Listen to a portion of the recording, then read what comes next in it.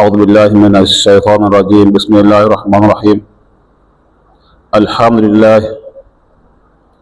الحمد لله رب العالمين، وبه نستعين على أمور الدنيا والدين، وأشهد أن لا إله إلا الله وحده لا شريك له ولي الصالحين، وأشهد أن محمدا عبده ورسوله إمام الأنبياء والمرسلين. اللهم صل عليه وعلى آله وأصحابه وسلم تسليما كثيرا من يومنا هذا إلى يوم الدين. أما بعد. Baada ya kumshukuru Mwenyezi Mungu Subhanahu wa Ta'ala na kumtakia rehema na amani mtume wetu Muhammad sallallahu alaihi wasallam, tupo katika darasa zetu. Katika darasa hizi mara nyingi tumekuwa tukibezi na masala ya dua, kumuomba Mwenyezi Mungu Subhanahu wa Ta'ala kwa sababu ya matatizo mbalimbali ambayo yanatukuta, na huu ndio utaratibu mzuri ambao tumewekewa na dini yetu, utaratibu ambao yeye Mwenyezi Mungu Subhanahu wa Ta'ala anasema ndani ya kitabu chetu, a'udhu billahi minash shaitani rrajim, wa idha sa'alaka ibadi anni fa inni qaribun ujibu da'wata da'i idha da'ani, kwamba waja wangu watakapokuuliza ewe Muhammad kuhusu mimi, fa inni qaribun, basi mimi nipo karibu. Wanawachuoni wenye kujua fani ya tafsiri wameielezea sana hii aya, kwamba kwa nini Mwenyezi Mungu Subhanahu wa Ta'ala alipomwambia mtume wetu Muhammad sallallahu alaihi wasallam kwamba wakiniuliza waja wangu watakapokuuliza kuniulizia mimi, basi mimi nipo karibu. Falsafa ambayo imetumika hapo kwamba kwa nini Mwenyezi Mungu Subhanahu wa Ta'ala asimwambie mtume wetu Muhammad sallallahu alaihi wasallam, waja wangu wakikuuliza basi waambie hivi. Akusema hivyo, akusema faqul, kwamba waambie hivi. Akusema hivyo moja kwa moja kwamba wakikuuliza waja wangu basi mimi, kana kwamba kwa vile Mwenyezi Mungu Subhanahu wa Ta'ala ametoa jibu moja kwa moja bila kumwambia kwamba waambie. Hii ina maana namna gani kwenye kumwomba Mwenyezi Mungu Subhanahu wa Ta'ala kuna ukaribu wa hali ya juu, ikiwa wewe ukakaa faragha na ukaelekeza maombi yako kwa Allah Subhanahu wa Ta'ala. Mwenyezi Mungu Subhanahu wa Ta'ala yuko karibu na wewe na anakusikia yale ambayo unayasema na atakujibu kwa yale ambayo unayaomba. Ujibu da'wata da'i idha da'ani, pale anaponiomba pale mimi namjibia.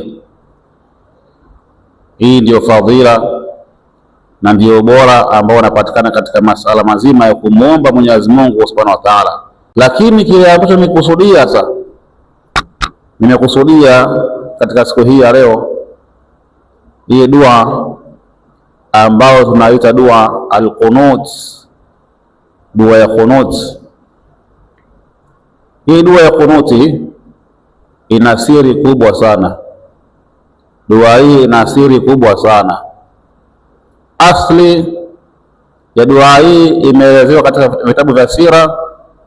Kwa mimi, kwa level yangu ndogo ambayo nimesoma, niliona kwamba imeelezewa katika vitabu vya sira kwamba Rasulullah sallallahu alaihi wasallam zama alipohama kutoka Maka kwenda Madina, wale Waislamu maswahaba walivyoingia katika ugeni ule wa kuhamia katika mji mwingine, walipatwa na ile alamil ghurba, maumivu ya ugeni yale, kubadilisha hali ya hewa.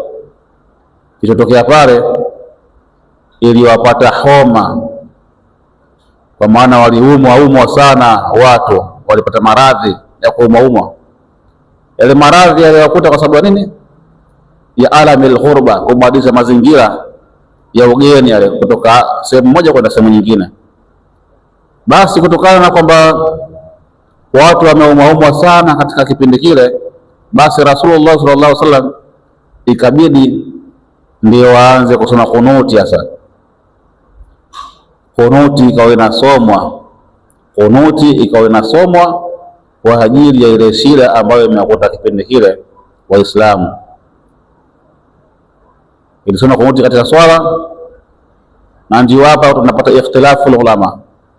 Kuna wengine wanakuambia kunuti bwana ni kwa ajili ya an-nazila, likiteremka balaa au shida ndio isome kunuti. Ukiwa hakuna shida hiyo imeshaondoka, basi kunuti isisomwe. Lakini ala madhhab al-Imam Shafi'i, kunuti hii tunayosoma katika kila swala subuhi, tunayosoma kunuti.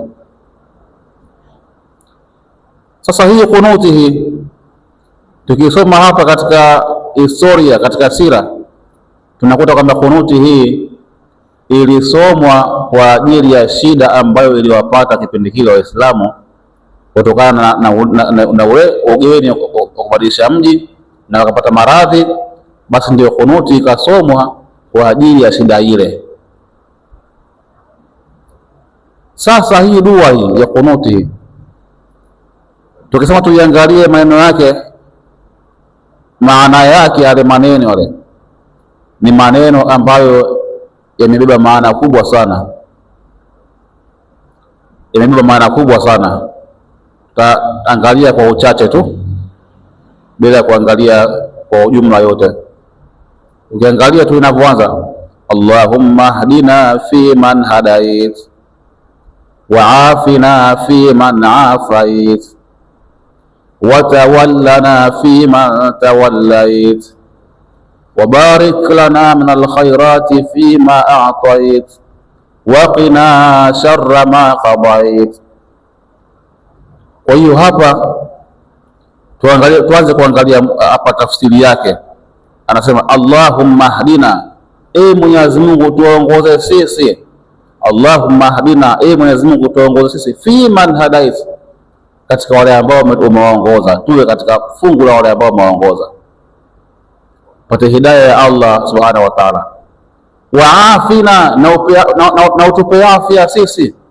Fi man afaita, katika wale ambao umewapa afya, tuwe katika fungu hilo la wale ambao umewapa afya. Watawallana, na utawalisha sisi. Fi man tawallaita, tuwe katika wale ambao umewatawalisha. Wabarik lana, na utubariki sisi, utupe baraka. Fi ma a'taita, katika vile ambavyo umetupa. Wabarik, unawezekana kwa umepewa mali, umepewa watoto, umepewa nyumba, umepewa familia, lakini je, hicho ambacho Mwenyezi Mungu amekuruzuku, amekupa baraka, hicho amekuruzuku kina baraka ndani yake? Kwa hiyo unasema wabarik lana fi ma a'taita, na utupe baraka katika kile ambacho umekitoa kutoka sisi.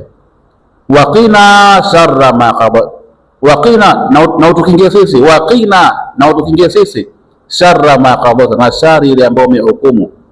Mwenyezi Mungu Subhanahu wa Ta'ala katika ubao wake wala al-mahfudh tayari amesha hukumu mambo. Sasa katika mambo ambayo Mwenyezi Mungu amehukumu kuna mazuri na kuna mabaya. Kwa hiyo dua hizi zinasaidia kumwomba Mwenyezi Mungu Subhanahu wa Ta'ala yale ambayo ya shari, yale Mwenyezi Mungu atukinge nayo. Wakati mwingine inawezekana ikashuka shari, huwezi kuizuia, huwezi kuizuia hiyo shari, lakini sasa unamwomba Mwenyezi Mungu Subhanahu wa Ta'ala akukinge na hiyo shari, madhara ya hiyo shari yasikufikia. Mwenyezi Mungu ameshahukumu al-qada'u, fa innaka, atakuwa Mwenyezi Mungu taqdi, unahukumu wewe Mwenyezi Mungu, wala yuqda alayka, na wala hapahukumiwi juu yako. Hakuna kiumbe ambaye mwenye kuweza kutoa hukumu katika yale ambayo Mwenyezi Mungu Subhanahu wa Ta'ala amehukumu. Al-Hakimu, yeye Mwenyezi Mungu ndiye mwenye kuhukumu, lakini hakuna ambaye mwenye kuweza kutoa hukumu isipokuwa yeye Mwenyezi Mungu, yeye ndiye mwenye kuhukumu. Alaysa Allahu bi ahkamil hakimin, yeye Mwenyezi Mungu ndiye hakimu wa mahakimu wote. Sasa unasema waqina sharra ma qadata fa innaka taqdi wa la yuqda alayka, kwa Mwenyezi Mungu una hukumu na wala hapa hukumu juu yako, hakuna mwenye kuhukumu juu yako. Angalia uzito wa haya maneno, jinsi yalivyokuwa mazito, jinsi haya maneno yalivyokuwa mazito. Alafu ndio uangalia sasa watu ambao wanasema kama kunuti bwana haifai bwana kusoma isipokuwa tu kwa muda fulani. Je, hii kunuti kutokana na umuhimu wake huo, kutokana na uzito wa haya maneno, inafaa kusoma haifai kusoma?